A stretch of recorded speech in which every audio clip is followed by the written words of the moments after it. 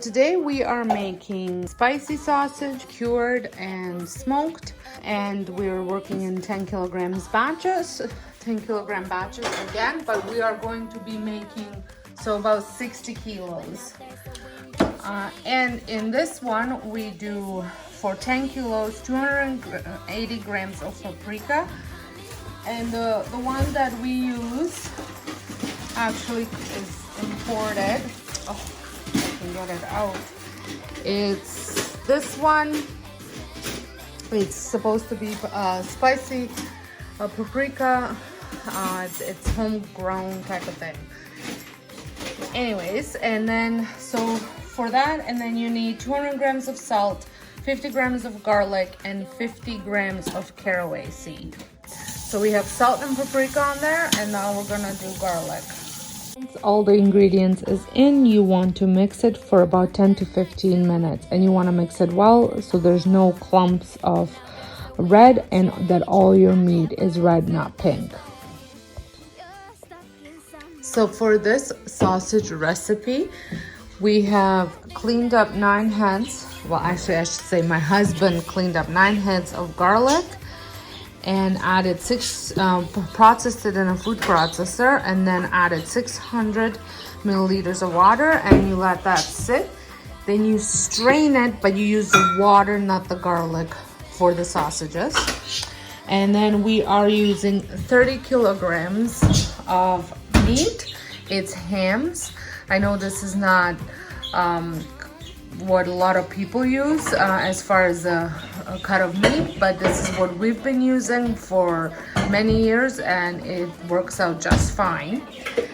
And then for 30 grams of meat, you will need 2% of salt, which works out to 600 grams.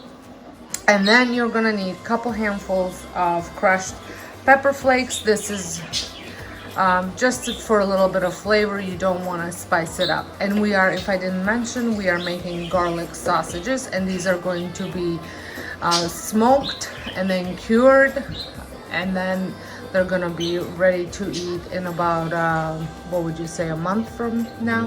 More than that. So once they get smoked, they get hung up in a fruit cellar for a while to cure.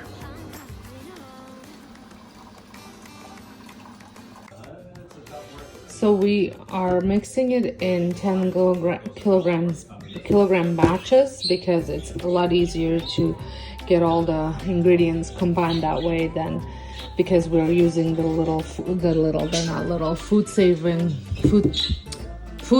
containers. So we added the water and salt, and then he's going to add a little bit of these crushed red pepper flakes. So we have also added some just white wine, about 200 ml for the 10 kilos, and a teaspoon of just white sugar for 10 kilos. We are moving on to stuffing the sausage, and we keep the intestines in the water so they don't dry out and they're easier to work with. This sausage stuffer came from a local store called Princess Auto, so I am not sure where you can find one. I will see if I can find one online to link down below that's similar or maybe even the same, but as far as where I got it, it came from a store called Princess Auto. So this is definitely a 2-person job, and we are using a couple different sizes of intestines, and we're stuffing both of them, the spicy one and the garlic sausage.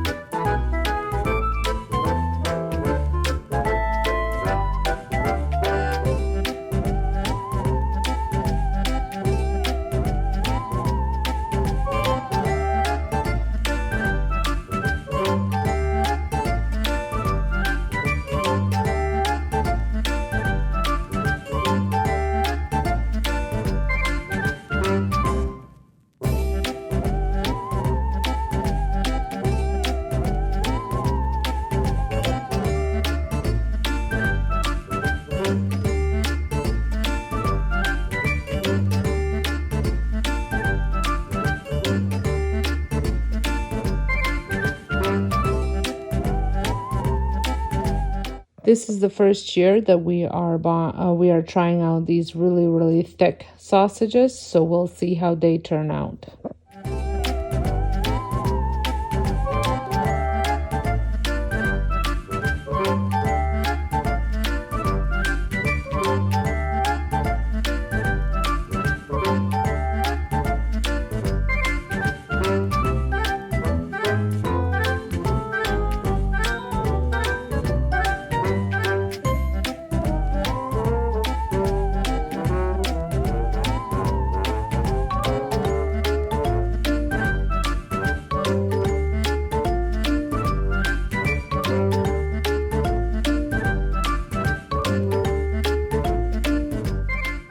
Once they're all finished, they go straight into a smoker where they get smoked for about a week, but only about 2 to 3 times smoked. And I do apologize, the footage of smoking is not the best quality. My brother-in-law sent me this footage, and with all the smoke and stuff, it's kind of hard to see, but I thought it was important for you guys to see it anyways.